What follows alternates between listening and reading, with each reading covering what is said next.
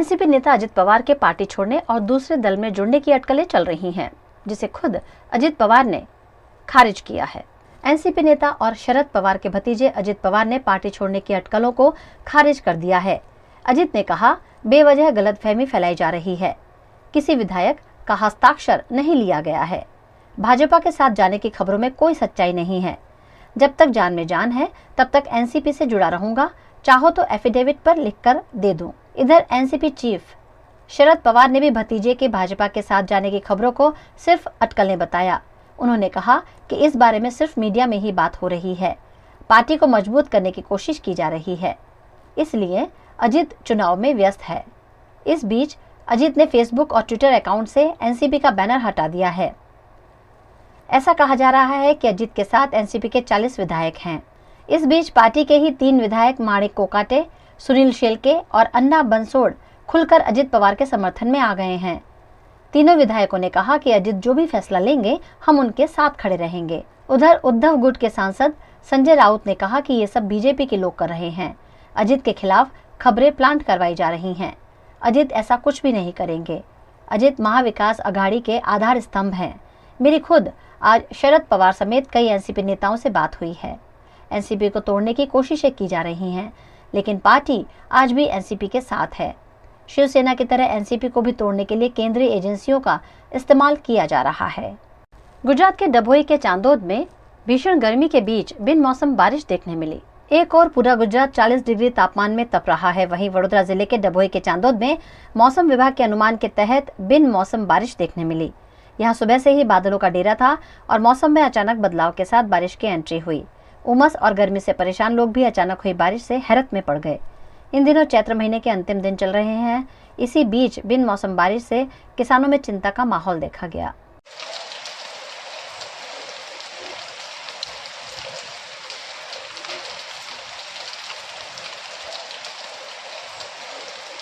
गुजरात के सूरत में भी आज अचानक बिन मौसम बारिश देखने मिली। सूरत के कई इलाकों में मौसम में अचानक हुए बदलाव के बाद बारिश बरस पड़ी। गुजरात के ज्यादातर शहरों में तापमान का पारा 40 डिग्री के आसपास है और इसी बीच हुई बारिश से लोग भी हैरत में पड़ गए। वहीं किसान लगातार हो रही बेमौसम बारिश से चिंता में पड़ गए हैं। खासकर सूरत और दक्षिण गुजरात में होने वाली आम की फसल बारिश से बर्बाद हो सकती है।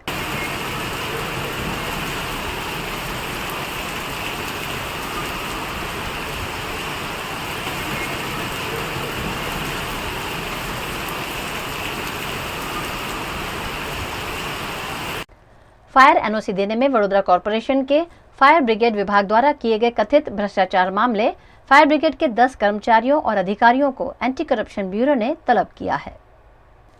गुजरात के वडोदरा शहर के कॉर्पोरेशन के अंतर्गत आने वाला फायर ब्रिगेड विभाग भ्रष्टाचार मामले इन दिनों सुर्खियों में चल रहा है। फायर डिपार्टमेंट के अधिकारियों द्वारा बिल्डर्स को एनओसी देने लिए जाते हजारों से लाखों रुपए एंटी करप्शन ब्यूरो की आंखों में आ गए हैं। जानकारी के आधार पर एंटी करप्शन ब्यूरो ने पिछले 2 साल में दी गई एनओसी की जानकारी हासिल की है और इस जानकारी के आधार पर फायर ब्रिगेड के 10 अधिकारी और कर्मचारियों को एसीबी ने बुलावा भी भेजा है। एसीबी की जांच के चलते भ्रष्टाचार में शामिल अधिकारी और कॉन्ट्रैक्टर सकते में आ गए हैं।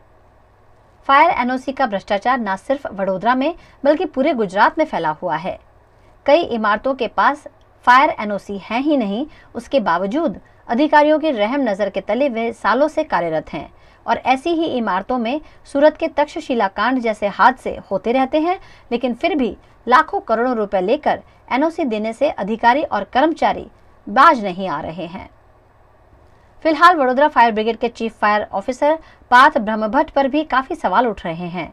मूल डभोई के निवासी पार्थ ब्रह्मभट्ट पहले सरकारी क्वार्टर्स में रहते थे, लेकिन अब कुछ ही सालों में ओपी रोड पर व्हाइट हाउस जैसा आलीशान बंगला उन्होंने बना दिया है। ये बंगला अचानक कुछ सालों में कैसे बना, उस पर भी एसीबी की नजर जरूर होगी। अगर anti corruption bureau fire brigade के अधिकारियों और कर्मचारियों के प्रॉपर्टी की जांच करेगा तो बहुत बड़ा घोटाला उजागर हो सकता है। गुड्डू मुस्लिम का नाम इन दिनों काफी चर्चा में है, क्योंकि अतीक का भाई अशरफ मरने से पहले उसके बारे में ही कुछ कहना चाहता था। आखिरकार क्या कहना चाहता था अशरफ गुड्डू मुस्लिम के बारे में? 40 सालों तक अपराध की दुनिया से लेकर सियासत की दुनिया में जिस अतीक अहमद का सिक्का सबसे खरा था, उसी माफिया अतीक और उसके भाई अशरफ को कैमरे के सामने 3 शूटरों ने मौत के घाट उतार दिया। अशरफ और अतीक के खामोश हो जाने के बाद अब गुड्डू मुस्लिम को लेकर कई तरह के कयास लगाए जा रहे हैं। सूत्रों का दावा है कि गुड्डू मुस्लिम ही अतीक अहमद का पूरा नेटवर्क चलाता था। फिलहाल 5 लाख का इनामी गुड्डू फरार है। अतीक अहमद के सबसे करीबी गुड्डू मुस्लिम को बम बनाने में एक्सपर्ट माना जाता है। प्रयागराज का शूटआउट ये गवाह है कि गुड्डू मुस्लिम कैसे बमों से खेलता था। जिस गुड्डू मुस्लिम पर अतीक और अशरफ सबसे ज्यादा भरोसा करते थे, वो अब कहां गायब है? ये सवाल यूपी पुलिस के लिए भी किसी पहेली से कम नहीं है। को लेकर क्या कहना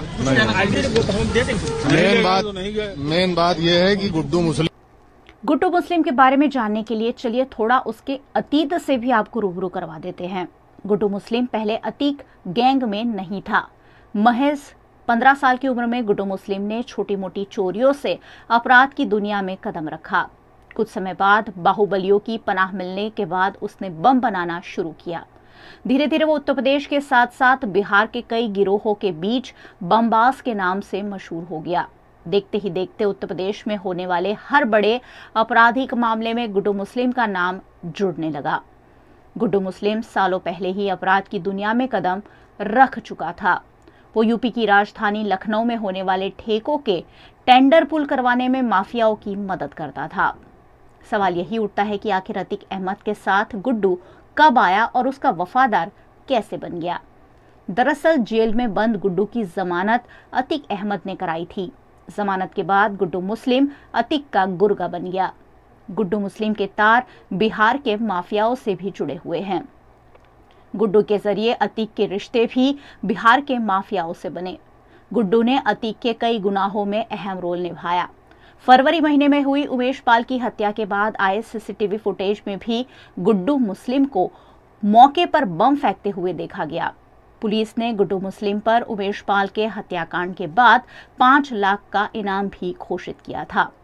उमेश पाल की हत्या के बाद से गुड्डू मुस्लिम लगातार फरार चल रहा है। गुड्डू मुस्लिम की तलाश में एसटीएफ की कई टीमें लगी हुई है। इसी बीच कर्नाटक में गुड्डू मुस्लिम की लास्ट लोकेशन ट्रेस हुई है। को लेकर क्या कहना मेन बात यह है कि गुड्डू मुस्लिम। गुजरात कांग्रेस के पूर्व अध्यक्ष अमित चावड़ा ने देश के प्रधानमंत्री नरेंद्र मोदी पर निशाना साधते हुए कहा कि ओबीसी हित की बात करने वाले प्रधानमंत्री ओबीसी के नाम पर राजनीति कर रहे हैं। રાહુલ ગાંધીએ જ્યારે દેશના લોકોના પડસેવાના પૈસા જે બેંકોમાં જે હોય એને લૂંટીને લઈ જવાવાળા નીરવ મોદી, લલિત મોદી જે ચોર લોકો છે એના માટેનું ભાષણ કર્યું ને ત્યાર એના પરથી એવો પ્રચાર કરવામાં આવે ભાજપ દ્વારા કે ઓબીસી સમાજનું અપમાન કર્યું। પણ ખરેખર ઓબીસી સમાજને જો અન્યાયને અપમાન કર્યું હોય તો ગુજરાતમાં ભારતીય જનતા પાર્ટીની સરકારોએ કર્યું, જેમાં સૌથી વધારે સમય નરેન્દ્રભાઈ મોદી ગુજરાતના મુખ્યમંત્રી બન્યા। आज एमना शासनकालथी शरू करीने आ 27 वर्षना भाजपना शासनमां गुजरातमां 52% वस्ती ओबीसी समाजनी छे। एने एना वस्तीना प्रमाणमां क्यारेय 1% बजेट पण फाळववामां नथी आव्युं। बीजी बाजु ज्यारे गुजरातमां स्थानिक स्वराजनी संस्थाओमांथी पण ओबीसी समाजनी अनामतने खत्म करवावाळी पण आज भारतीय जनता पार्टीनी सरकार छे। त्यारे एक तरफ बजेट नहीं फाळववानुं, बीजी तरफ एनुं राजकीय अस्तित्व खत्म थई जाय એટલે સ્થાનિક સ્વરાજની સંસ્થાઓમાંથી અનામત ખતમ કરી દેવાની, ઓબીસી સમાજ માટેના જે નિગમો છે એને નહિવત રકમ ફાળવવાની ને બીજી બાજુ નરેન્દ્રભાઈ આખા દેશમાં ઓબીસીના નામે રાજનીતિ કરે। આજે અમે નરેન્દ્રભાઈને પૂછવા માગીએ છીએ કે કોંગ્રેસની સરકાર યુપીએ સરકાર હતી ત્યારે આખા દેશમાં જાતિ આધારિત વસ્તી ગણતરી કરવામાં આવી, શું કામ એ આંકડાઓ છુપાવવામાં આવે છે?